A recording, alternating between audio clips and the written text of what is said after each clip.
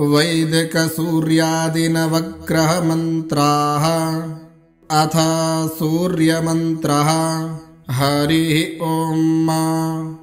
आकृष्णेन रजसा वर्तमानो निवेशयन्नमृतं मर्त्यं च हिरण्ययेन सविता रथेन देवो जाति भुवना निपश्यन्।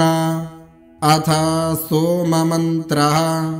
इमं देवा असापत्नग्नो सुवध्वं महते क्षत्राय महते ज्येष्ठ्याय महते जानराज्यायेन्द्रस्येन्द्रियाय।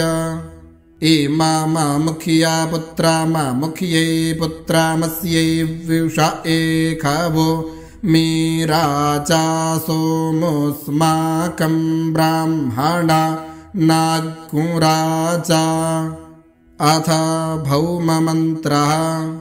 अग्निर्मूर्धादिवाहककुत्पतिः पृथिव्या अयं मा अपाग्रेताग्गुंसि चिन्वति। अथ बुधमन्त्रः। उद्बुध्यस्वाग्ने प्रतिजागृहीत्वामिष्टापूर्ते सग्नो सृजेथामयं च।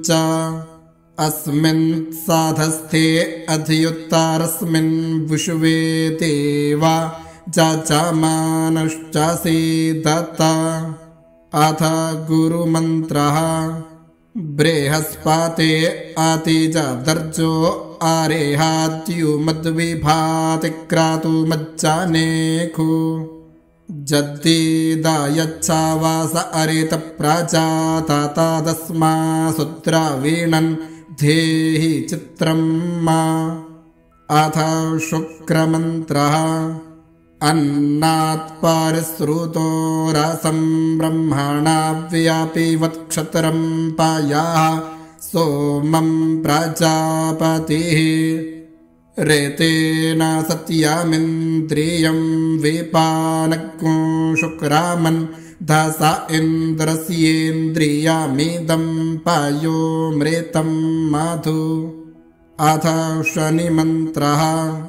शन्नो देवीरभिष्टय आपो भवन्तु पीतये शञ्चोरभिस्रवन्तु नः।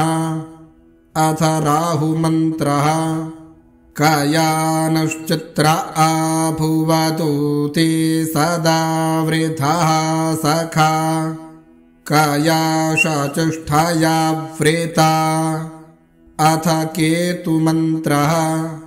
केतुं कृण्वन्न केतवे पेशो मर्जा अपेशसे समुखद्भिरजायथाः इति नवग्रहमन्त्राः।